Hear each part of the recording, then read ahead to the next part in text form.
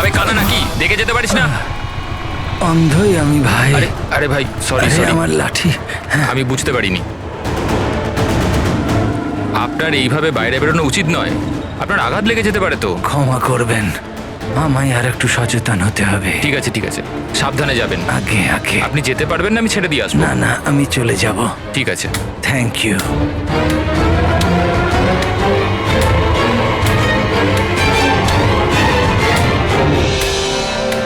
কি হলো রে বাবা, এ ব্যথা করছে কেন?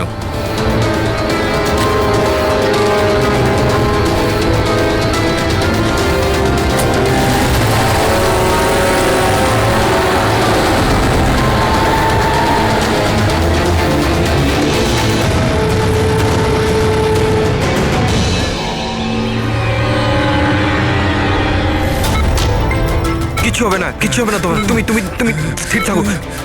পা ধরো, পা ধরো। Doctor, injection fast, quick. Doctor, injection দাও তাড়াতাড়ি।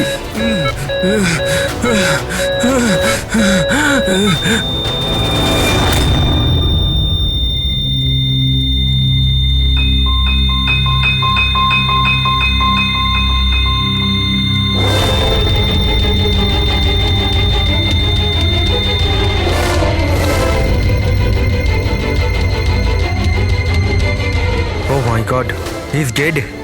আর এনার মৃত্যু ন্যাচারালও নয়। এবার কি? আমি জানি প্রিয়া, ইটস এ মার্ডার। আমি ডক্টর সালুখেকে এই কেসের ব্যাপারে সব কিছু বলে দিয়েছিলাম। এতক্ষণও তো উনি ফাইন্ড আউট করেই নিয়েছেন যে রমেনের মৃত্যুর প্রকৃত কারণ কি। বিষ? রমনের মৃত্যু বিষক্রিয়ায় হয়েছে? হ্যাঁ বস, খুব মারাত্মক বিষ। প্রথমে এটা মানুষের মস্তিষ্কে প্রভাব বিস্তার করে। প্রথমে ডিলেরিয়াম, ফটোফোবিয়া, অ্যামিনেশন। তারপরে ওই বিষটা অন্য অঙ্গ প্রত্যঙ্গে প্রভাব বিস্তার করে। বাকি অঙ্গ প্রত্যঙ্গ ধীরে ধীরে কাজ করা বন্ধ করে দেয় আর মানুষের মৃত্যু হয়। ডক্টর সালুখে, এটার কোনো অ্যান্টিডোট হবে নিশ্চয়ই? সব বিষেরই অ্যান্টিডোট হয় ফ্রেডি, কিন্তু সেই জন্যে আমাদের ওই বিষের ব্যাপারে সবকিছু জানা প্রয়োজন। আর বস, এই বিষ খুব সহজে ধরা যায় না। আমাকেও অনেক ধরনের টেস্ট করতে হয়েছে ওই বিষটা আইডেন্টিফাই করতে। স্যার, বীজ দিয়ে মারা আলাদা কথা, কিন্তু এমন বীজ দেওয়া যাতে এইভাবে ছটফট করতে করতে মরবে, এটা কিরকম চমকে যাওয়ার মতো কথা না স্যার? সে যেই হোক, এতটাই ঘৃণা করত রমনকে যে ও ওকে এরকম সাংঘাতিকভাবে মেরে ফেললো।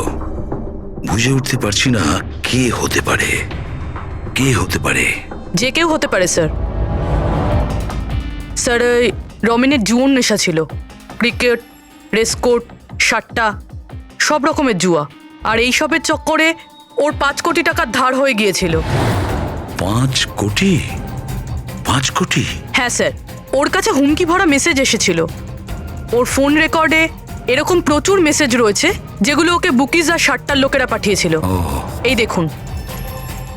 স্যার, হতে পারে যে এদের মধ্যেই কারুর হুমকি সত্যি হয়ে গেছে হয়তো।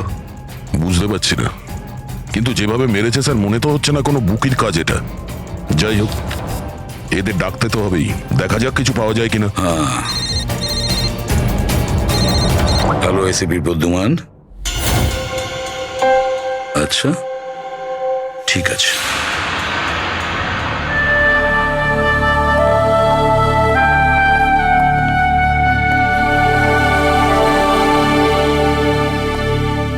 আপনি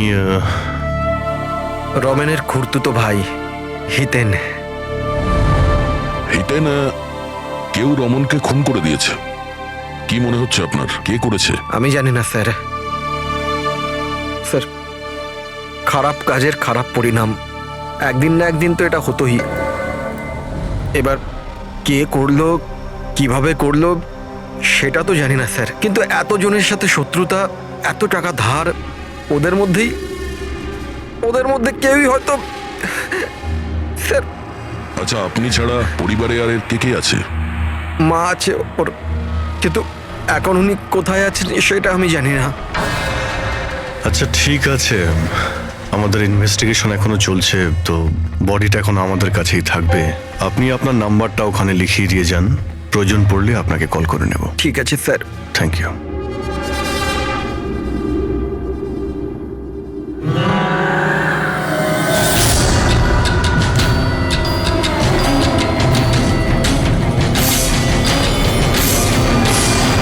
মনে হচ্ছে এতটা দুঃখ পাইনি যেটাও দেখাচ্ছে।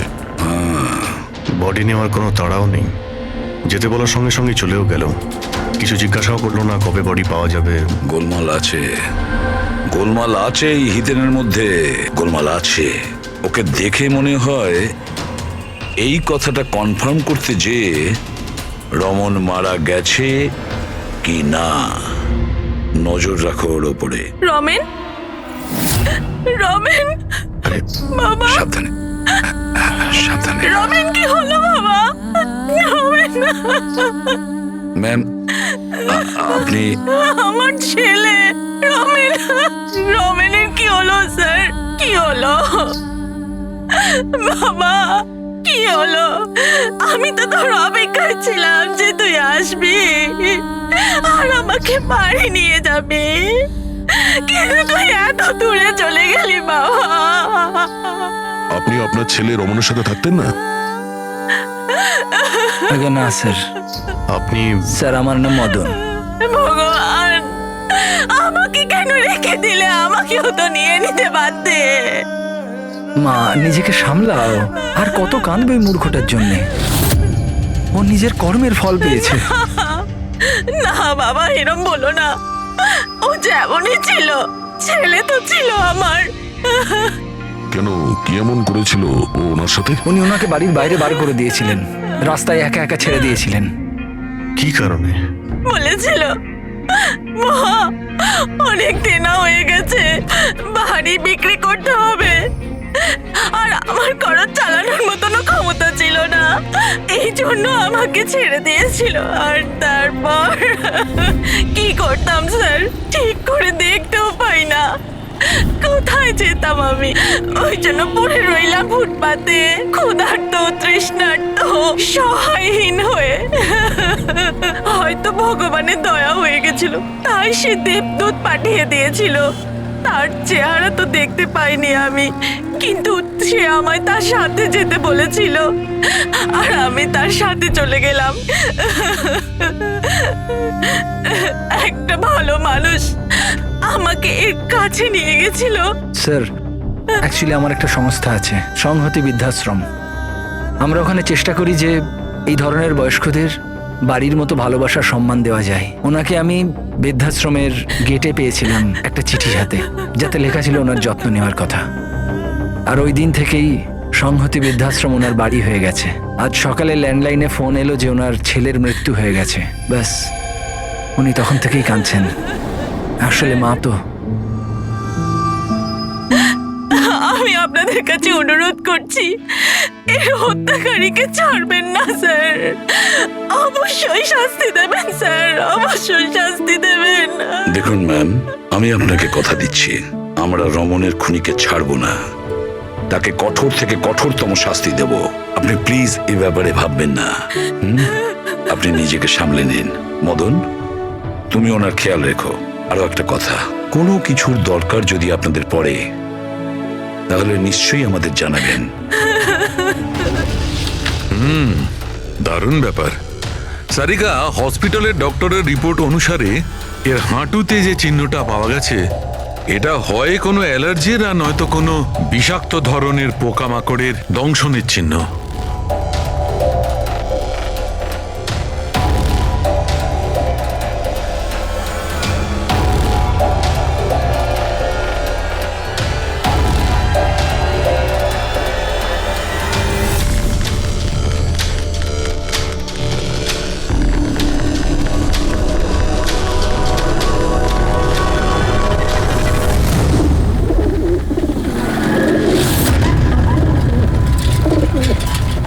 স্যার, এই হিতেনের হাবভাব কিন্তু ভালো ঠেকছে না।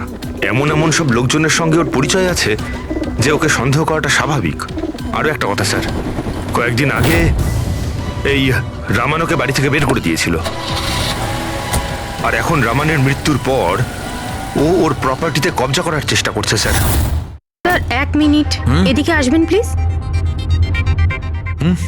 স্যার আমিও স্ক্রিনে না কিছু অদ্ভুত জিনিস দেখছি।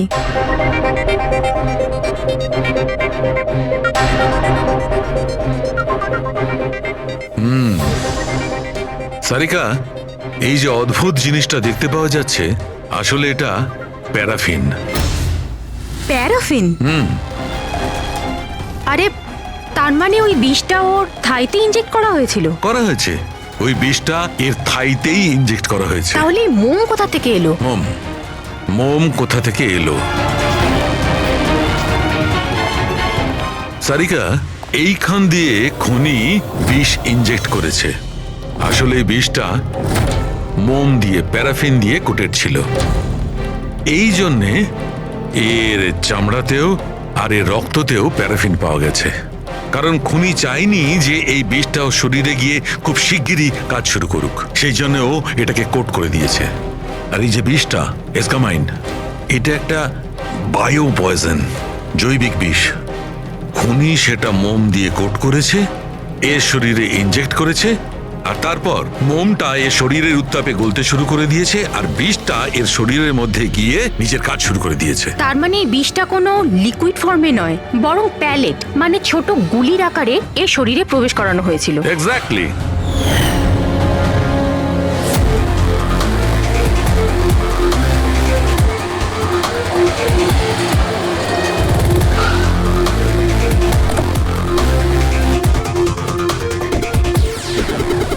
এই হলো সেই কনস্ট্রাকশন সাইট যেখানে রমন ইঞ্জিনিয়ার ছিল।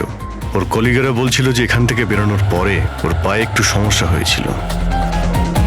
কিন্তু এখানে যে সমস্ত ওয়ার্কার্সরা কাজ করে, ওরা বললো যে যতক্ষণ কনস্ট্রাকশন সাইটে ছিল ততক্ষণও ঠিক ছিল। তার মানে যা কিছু ঘটেছে কনস্ট্রাকশন সাইট থেকে বেরিয়ে এসে ঘটেছে, তার মানে এখানেই হয়েছে। এখানে তো আশপাশটা খুঁজে দেখি, যদি কেউ কিছু দেখে থাকে। স্যার আপনারা যান, আমি একটু চা খেয়ে আসছি। মানে ওই চাওয়ালাকে জিজ্ঞেস করে আসছি যে কিছু দেখেছে কিনা। অভিজিৎ, এই বাচ্চাটা কনস্ট্রাকশন সাইটের সামনে কাগজ বেচছে, ওকে কিছু জিজ্ঞাসা করি।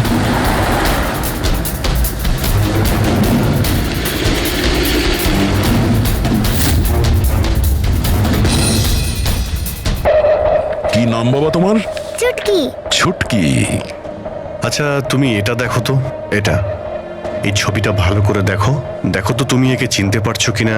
হ্যাঁ, এই লোকটা তো আমার কাছ থেকে খবর কাগজ কিন্তু 3 দিন ধরে আসছে না। তাহলে 3 দিন আগে তুমি এই আঙ্কেলকে এখানে দেখেছিলে? হ্যাঁ, একটা লোকের সঙ্গে ধাক্কা খেয়েছিল, ওনার চোটও লেগেছিল। ওই লোকটা কেমন অদ্ভুত ছিল। অদ্ভুত? অদ্ভুত মানে? আবে অন্ধ নাকি, দেখে যেতে পারিস না? অন্ধ হয়ে আমি ভাই।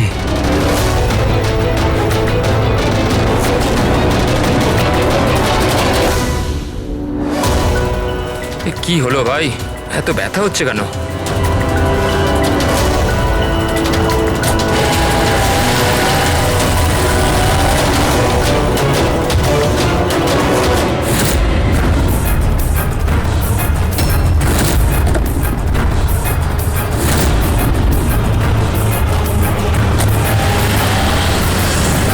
তার মানে ও অন্ধ ছিল না, ওই হামলা করেছিল রমনের ওপর।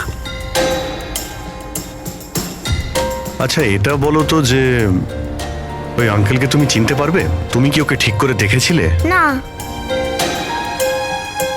আচ্ছা ওই গাড়ির নাম্বারটা মনে আছে? না আঙ্কেল, ওই আঙ্কেলকে গাড়ি চালাতে দেখে আমি অবাক হয়ে গেছিলাম, এই জন্য গাড়ির নাম্বার মনে নেই। কিন্তু কি হয়েছে আঙ্কেল? ইঞ্জিনিয়ার আঙ্কেল ঠিক আছে তো? না বাবু, ওর কিছু হয়নি, ও অন্য কোনো কনস্ট্রাকশন সাইটে চলে গেছে, এখনো এখানে আসবে না।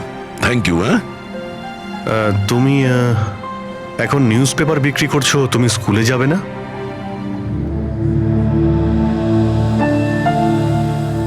কি ব্যাপার? হ্যাঁ, স্কুল তো যাওয়া উচিত।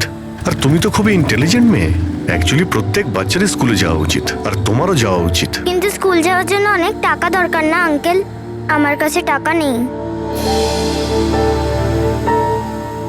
বাবু যদি তোমার পয়সা দিতে না হয় তাহলে তুমি স্কুলে যাবে? হ্যাঁ আঙ্কেল, আমি নিশ্চয়ই যাব, আমার পড়তে খুব ভালো লাগে।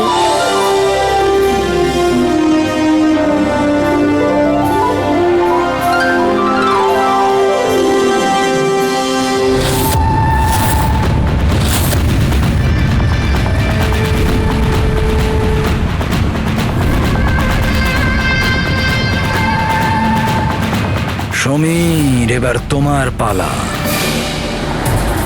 হ্যাঁ বলো। ভাই তুমি একবারে বুঝতে পারো না নাকি? দেখো আমি তোমায় আগেই বলেছি, তুমি যা খুশি করো, আমি ওই ফালতু জায়গার জন্য একটা টাকাও খরচ করব না।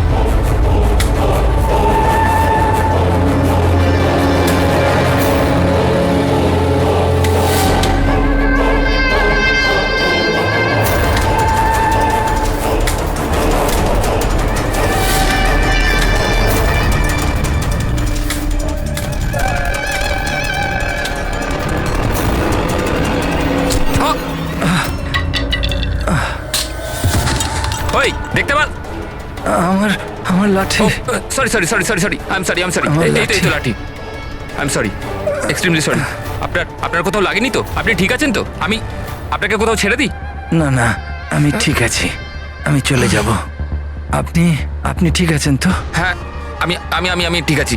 আপনি সাবধানে যাবেন। হ্যাঁ ঠিক আছে, আপনি সাবধানে যাবেন। ওকে, থ্যাংক ইউ।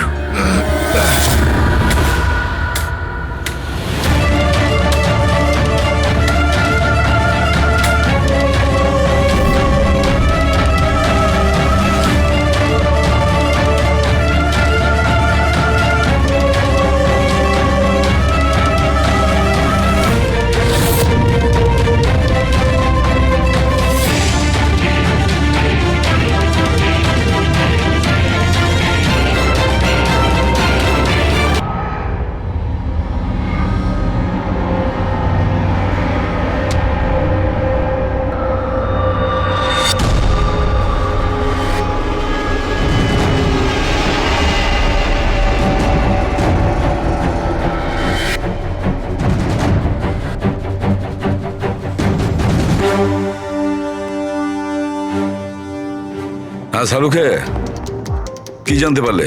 বস, এই লোকটাকে যে বিষটা দেওয়া হয়েছে সেটাও কোনো গাছ থেকেই তৈরি করা হয়েছে। কি? এটাও কোনো গাছ থেকে? হ্যাঁ বস, কিন্তু এটা কি ধরনের বিষ সেটা সারিকা এক্ষুনি জেনে যাবে। এই বিষটার নাম রিকিউনিস কমিউনিস, আর এই বিষটা আগের বিষটার থেকেও অনেক বেশি বিষাক্ত আর ভয়ঙ্কর। রিকিনেস, এটা কোনো গাছের নাম নাকি? হ্যাঁ ফ্রেডি, এটা একটা গাছের নাম। আর বস, এটা কোনো সাধারণ গাছ নয়, সহজে পাওয়া যায় না। আর খুনি যে কেউ হোক, বস ওর গাছপালা সম্পর্কে খুব ভালো জ্ঞান আছে। হ্যাঁ হ্যাঁ, সেটাই তো হওয়ার কথা এই গাছের ব্যাপারে। তাই তো। কিন্তু স্যার, এই খুনটার কারণ কি হতে পারে? আমরা তো রামানের খুনের কারণ জানি না, সমীরেরও না, আর দূর দূর পর্যন্ত এদের নিজেদের মধ্যে কোনো সম্পর্কও ছিল না। স্যার, সমীর আর রমনের মধ্যে একটা জিনিস তো খুবই কমন। কি?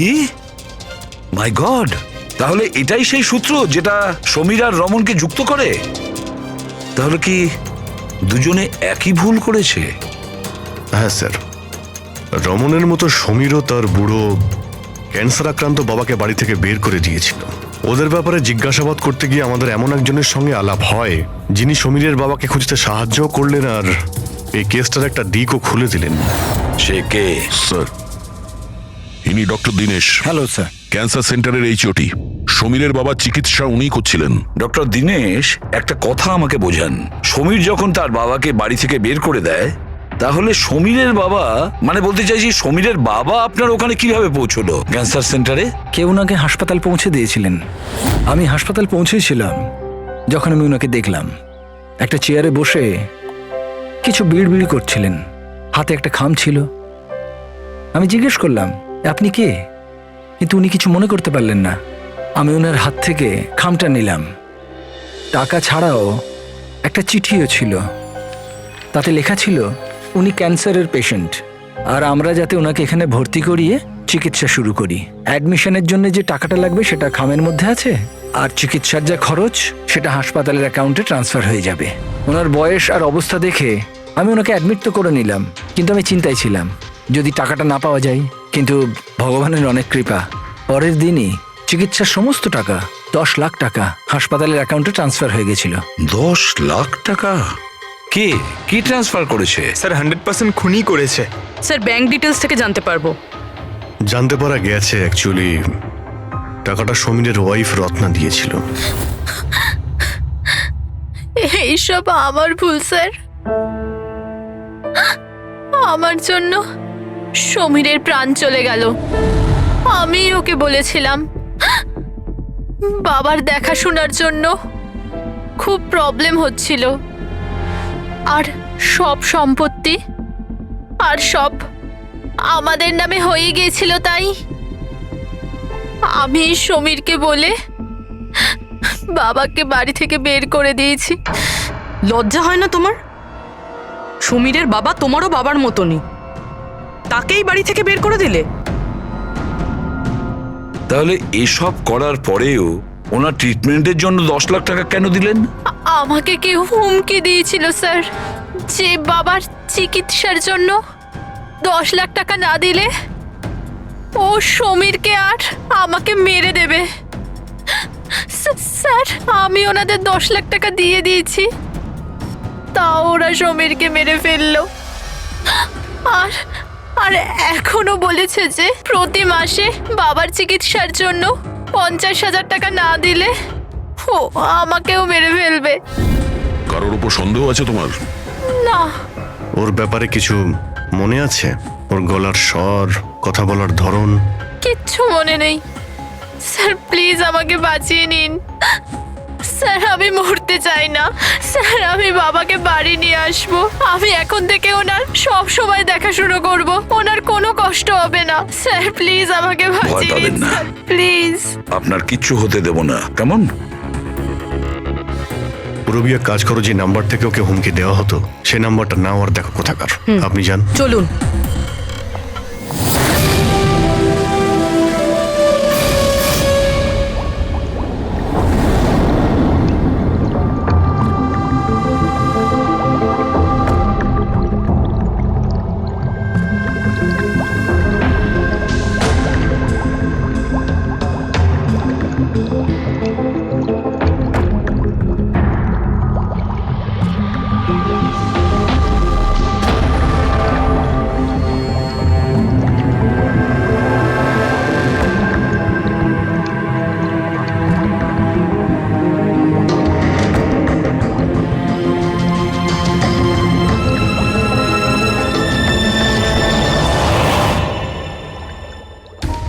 স্যার, আমরা এতগুলো অ্যান্টিডোটস বানিয়েছি, কিন্তু এটার কি নিশ্চয়তা আছে যে খুনি এর মধ্যেই কোনো একটা বিষ ব্যবহার করবে? এবার আর যাই করি, আমরা খুনির মাথার ভেতরে তো আর ঢুকতে পারবো না। তোমার কথাটা একদম ঠিকই সারিকা, কিন্তু একটা কথা ভাবো, খুনি এই গাছগুলো থেকে বিষ বার করে ব্যবহার করছে। এই গাছগুলো থেকে আগেরটা থেকে আরো বেশি বিষাক্ত প্রত্যেকবার। আমাদের সব সময় প্রস্তুত থাকতে হবে। জানি না পরের বার কোন ধরনের গাছের বিষ কাকে প্রয়োগ করবে, জানি না কার উপর, কবে, কখন, কোথায়, কোন ধরনের গাছের জানা নেই।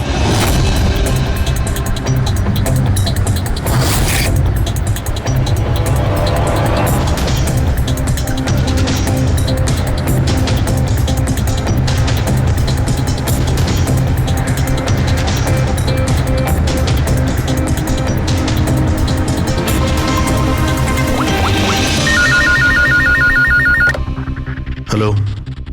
হ্যাঁ হ্যাঁ পুরবি, বলো। স্যার, সেই ফোন বুথটা যেখান থেকে খুনি রত্নাকে খুনের হুমকি দিয়েছিল সেটা ওই বান্দ্রা রেল স্টেশনের কাছেই। Bandra railway station? কিন্তু ওখানে তো খুব ভিড় থাকে, ওখানে নিশ্চয়ই ও অন্ধ সেজে এই কাজটা করেনি। খুবই কঠিন এটা জানতে পারা। স্যার, কেউ কিছু জানে না সেটা ঠিক, কিন্তু একটা বিশেষ ব্যাপার হলো সেটা এই ফোনগুলো সকাল 11টা থেকে 12টার মধ্যে করা হয়েছে। আর রেলওয়ে স্টেশনের কাছে একটা বাস স্ট্যান্ডও আছে যেখান থেকে পুনেতে বাস যায়। পাশেই বাস স্ট্যান্ড আছে, মানে ও ট্রেনে করে যেতে পারে আর বাসে করেও। ঠিক আছে, কোনো ব্যাপার না, দেখছি। ভাইন্দার, তার মানে খুনি মুম্বাইতেই থাকে আর শুধুমাত্র সমীরকে খুন করার জন্যই পুনে গেছিল? তাহলে পুনাও ট্রেনে করে গেছিল, কিংবা বাসে, কিংবা কোনো প্রাইভেট গাড়ি, কিংবা তার নিজের গাড়িতে। সেটাই তো স্যার, খুনি এটা জানতো যে আমরা রত্নার কাছে পৌঁছবই, আর এই কলের ব্যাপারটাও আমরা জেনে যাব। সেই জন্যই ও আমাদের বিভ্রান্ত করছে, আমাদের সঙ্গে খেলতে চাইছে। হ্যাঁ, খেলাই খেলছে। কিন্তু স্যার আমরা খুনি পর্যন্ত পৌঁছবো কি করে? আমাদের কাছে তো ওর বিরুদ্ধে কোনো ইনফরমেশনই নেই, আর আমরা এটাও জানি না যে ওর পরবর্তী শিকার কে হবে। পঙ্কজ, খুনি শিকারের কাছে পৌঁছনোর আগেই আমরা তার কাছে শিকার পৌঁছে দেব। এই ঘটনাটা আজ সকাল 10টার মুম্বাইয়ের গোরেগাঁও রেলওয়ে স্টেশনেতে একজন বয়স্ক মানুষ ট্রেনের সামনে এসে আত্মহত্যা করার চেষ্টা করছিলেন। আশপাশের লোকেরা ওনাকে বাঁচিয়ে নিয়েছেন। আসুন জেনে নেওয়া যাক কি কারণ ছিল যেটা একটা বয়স্ক মানুষকে এটা করতে বাধ্য করছিল। ছেড়ে দাও আমাকে, কেন আমাকে ধরে রেখে দিয়েছো? ছেড়ে দাও আমাকে, আমি বাঁচতে চাই না। কি করব আমি বেঁচে থেকে? কিন্তু আপনার সাথে কি হয়েছে? আপনি কেন আত্মহত্যা করতে চাইছিলেন? কি হয়েছে? আমার সঙ্গে কি হয়েছে? আমাকে আমাকে আমার একমাত্র ছেলে বাড়ি থেকে বার করে দিয়েছে ধাক্কা মেরে। আমি আমার ছেলেকে এত আদর যত্নে বড় করলাম, আর ও আমাকে ধাক্কা মেরে বাড়ি থেকে বার করে দিল। এটা তো খুবই দুঃখের কথা। এ কি অবস্থা আমাদের আজকালকার সমাজের। আপনার ছেলে কি করেন? কি কাজ করে? স্কুলে যায়। টিচার বুঝি? না, পড়াশোনা করে, স্কুলে পড়াশোনা করে। এখন 8 বছর বয়স। হ্যাঁ, কি বললেন আপনি? কি বললাম আমি? আপনার ছেলের কত বয়স হলো? কত বছর বয়স? আপনি যে বললেন 8 বছর বয়স। আমার ছেলে 8 বছর বয়স মাত্র আমাকে ঘর থেকে বার করে দিল। আমি মরেই যাব। আপনারা শুনতেই পেলেন, ইনি দাবি করছেন যে এনার 8 বছরের ছেলে নাকি বাড়ি থেকে বের করে দিয়েছে। কি এমন ঘটেছিল? কে এই 8 বছরের বাচ্চা? রেল লাইনে মাথা দিচ্ছিলেন যে বয়স্ক মানুষ, তার 8 বছরের ছেলের খোঁজ আমরা পেয়ে গেছি। আসলে তিনি একজন 33 বছরের সফটওয়্যার ইঞ্জিনিয়ার। বয়স্ক মানুষটির মস্তিষ্কে সমস্যা থাকার জন্য উনি এখনো ছেলেকে 8 বছরেরই ভাবেন। ওনার ছেলে আমেরিকায় থাকেন, আর সে ওনাকে বাড়ির বাইরে বার করে দিয়েছেন। আর তারপরে বয়স্ক মানুষটি আত্মহত্যা করার চেষ্টা করেন। আসুন আসুন ওনার ছেলেকে জিজ্ঞেস করি উনি এটা কেন করলেন। Sir, 1 minute. স্যার একটা প্রশ্ন ছিল। স্যার এটা কি সত্যি খবর যে আপনি আপনার বাবাকে বাড়ি থেকে বার করে দিয়েছিলেন? হ্যাঁ, এটা সত্যি। স্যার আপনি এটা কেন করলেন? আপনার কি এটা একদম খারাপ লাগলো না? হ্যাঁ, বার করেছি আমি, আর খারাপও লাগেনি। আপনি চেনেন ওনাকে? আপনি কখনো সহ্য করেছেন? ওনার অ্যালজাইমার আছে, ওনাকে সামলাতে সামলাতে পাগল হয়ে যাচ্ছি আমি। আমার একটা নিজস্ব জীবন আছে, আমার ওয়াইফ আছে, বাচ্চা আছে। কি করব আমি? আরে কতদিন ধরে টাকা খরচা করে ওনার ট্রিটমেন্ট করাবো আমি, আর কিচ্ছু নেই আমার কাছে। কি করে ট্রিটমেন্ট করাবো ওনার আমি? আরে আমাদের পেছন ছাড়ো তুমি, এখান থেকে দূরে কোথাও চলে যাও। বিরক্ত হয়ে গেছে আমি তোমার থেকে। এই নাটক দেখার জন্য এখানে দাঁড় করিয়ে রেখেছো। এবার আনন্দ পেয়েছো তো? চলে যাও এখান থেকে। স্যার আপনিও তো কখনো ছোট ছিলেন। ইনি আপনাকে পড়াশোনা শিখিয়ে বড় করলেন, আপনাকে মানুষ করলেন, আর আপনি ওনাকে বাড়ির বাইরে বার করে দিলেন। ভালোবাসা উদলে পড়ছে? হ্যাঁ, যা যা তুলে নিয়ে যা। মাথা খারাপ করো না আমার। তোমার যা করা ছিল তুমি করে নিয়েছো এখানে ডেকে আমাকে। শান্তি পেয়েছো তো? টাকা কামিয়েছো? যাও এখান থেকে। তাহলে দেখলেন আপনারা কিভাবে একজন ছেলে তার বাবাকে বাড়ির বাইরে বার করে দিলেন। এবার এই বয়স্ক মানুষটি কোথায় যাবেন? কার ভরসায় বাঁচবেন? ইনি এনার সারা জীবনের পুঁজি ছেলের ওপর খরচ করেছেন, আর সেই ছেলেই আজকে এনাকে বাড়ির বাইরে বার করে দিয়েছে।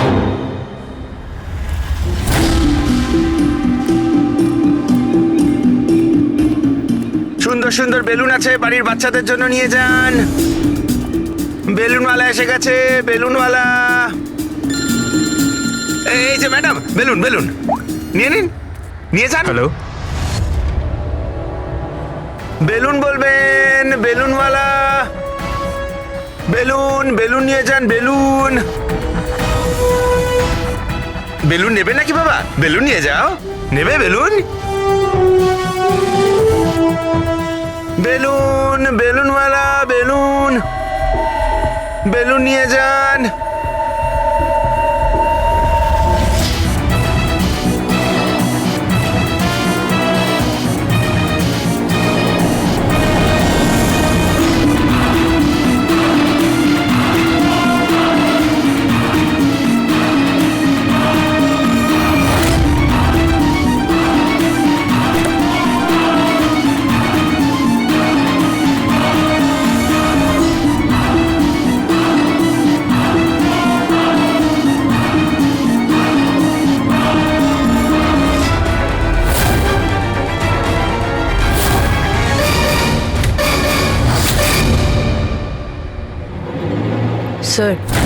স্যার একজন অন্ধ বিল্ডিং এর দিকে আসছে।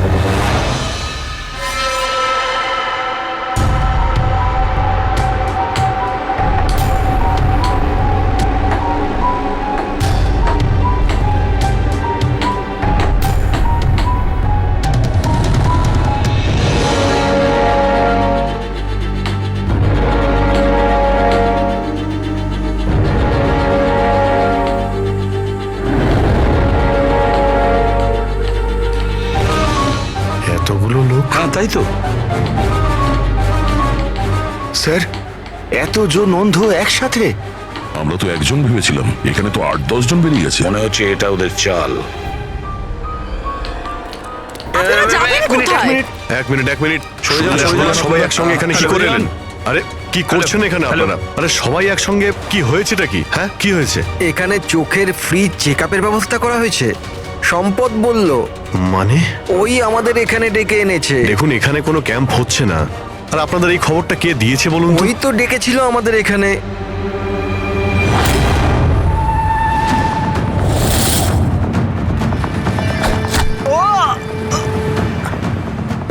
পঙ্কজ! পঙ্কজ! পঙ্কজ! পঙ্কজ! আরে ওই তো, ধরো ওকে! চলো পঙ্কজ! পঙ্কজ!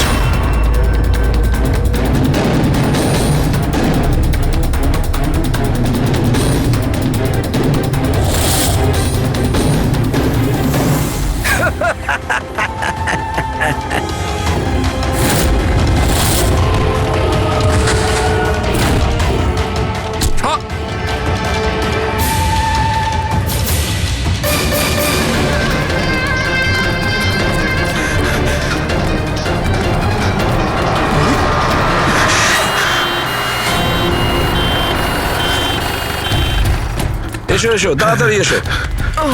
পঙ্কজ, তোর কিচ্ছু হবে না। কিচ্ছু হবে না। পঙ্কজ একে অ্যাম্বুলেন্সে নিয়ে যাও।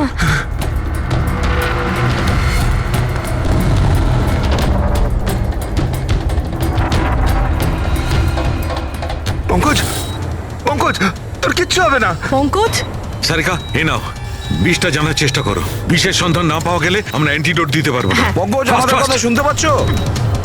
পঙ্কজ শুনতে পাচ্ছে না, ওকে ঘুমোতে দিও না। আই উইশ আমাদের কাছে অ্যান্টিডোজটা আছে, না হলে ওকে আমাদের হসপিটালে নিয়ে যেতে হবে। অ্যান্ড আই এম শিওর এই বিষটা আগের বিষটার থেকে অনেক বেশি সাংঘাতিক। সারিকা, একটা কাজ করো, ন্যাশনাল বায়ো সেন্টারকে ফোন করো আর ফোনটা আমায় দাও।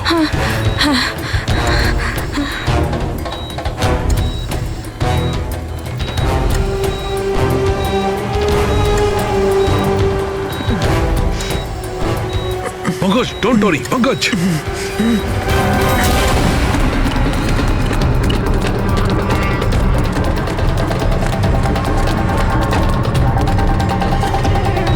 স্যার ও মাই গড, এটা হতে পারে না। বস, ওর তো বিষটাই পাল্টে দিয়েছে। কিন্তু স্যার আমাদের কাছে এতগুলো অ্যান্টিডোটস আছে, একটা তো অন্তত কাজ করবে। কোনো কাজ করবে না বস, এটা গাছের বিষই নয়, ও বিষটা পাল্টে দিয়েছে। এবার কি হবে সালুকে? কিছু একটা করো। পঙ্কজ, পঙ্কজ কি ব্রিদিং, সব ঠিক হয়ে যাবে। হ্যাঁ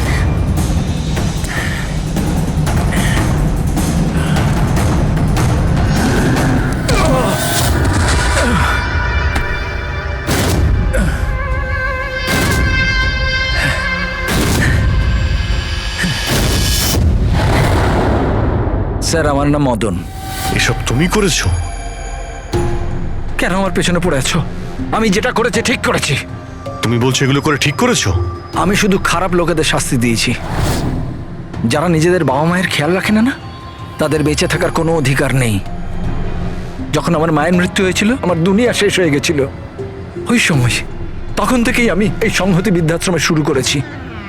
স্যার, ওখানে যত বয়স্ক বাবা মা আসেন না, সব তাদের সন্তানের কাছে অত্যাচারিত। এটা দেখে আমার মাথায় রক্ত উঠে যায়। আমি সেই সময় সিদ্ধান্ত নিই যে এই সবগুলোকে আমি শাস্তি দেব। সেই জন্য এদের মেরে দিই। আমি কি ভুল করেছি? আমি কিছু করুন স্যার, কিছু করুন স্যার। কিচ্ছু করতে পারবো না যতক্ষণ না ওই বিষটা কম্পিটিশন জানতে পারছি। ফ্রেডি, আমরা কিচ্ছু করতে পারবো না। যদি ভুল অ্যান্টিডোট দেওয়া হয় তাহলে আরো বেশি ক্ষতি হবে ভাই। স্যার, স্যার পঙ্কজের অবস্থা তো খারাপ হচ্ছে আরো। স্যার পালস পড়ে যাচ্ছে, হসপিটাল নিয়ে যেতে হবে হসপিটালে স্যার। কিচ্ছু হবে না, আমাদের হাতে অত সময় নেই টেস্ট করার মতো, যতক্ষণ না এই বিষটার অ্যান্টিডোট পাচ্ছি। পঙ্কজ! হ্যালো, হ্যাঁ স্যার, হ্যাঁ স্যার, ধরা পড়েছে স্যার। খুনি মদন। হ্যাঁ, বিষ। হ্যাঁ, আমি জানছি স্যার। কখনো জানতে পারবে না তোমরা, কখনো জানতে পারবে না তোমরা। ওরা শাস্তি পাবে, ওরা শাস্তি পাবে। ও নো, মদন মদন মদন তাড়াতাড়ি অ্যাম্বুলেন্স ডাকো তাড়াতাড়ি। না স্যার কোনো লাভ নেই, আমার কাজ হয়ে না, গেছে মদন, স্যার। মেনে নিচ্ছি তুমি ওদের সাথে যা কিছু করেছো ঠিক করেছো, কিন্তু তুমি যাকে ওই বিষটা দিয়েছো ও নির্দোষ, ও নিরপরাধী, ও কিচ্ছু করেনি। ওই বিষটা কি বলো? হ্যাঁ BTX স্যার, ওই বিষটার নাম BTX স্যার। সালুখে ওই বিষের নাম হলো BTX। ঠিক আছে পঙ্কজ, কিছু হবে না। নার্ভাস হয়েও না, কিছু হবে না। দেখো কিছু হবে না। ওকে চোখ বুঝতে দেবে না। মদন, ব্যাস হয়ে গেছে, ইউ উইল বি অলরাইট। আর পঙ্কজের কিচ্ছু হবে না, কিচ্ছু হবে না। ওয়েলকাম মাই বয়।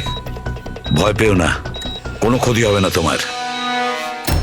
তুমি মানুষ হিসেবে সত্যি ভালো ছিলে, কিন্তু যা করেছো তা খুবই খারাপ।